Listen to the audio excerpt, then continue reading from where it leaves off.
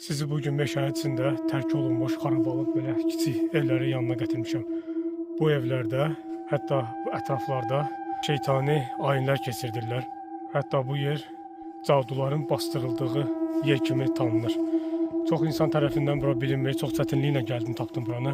İndi buranın ətrafını çəkmişəm, çünki burada yüzlərlə belə evlər var, bu cür tərk olunmuş evlər. 2000-ci illərdə buralar tərk olunub, buraxılıb öz başlı başına. Buralarda heç kim yaşamır.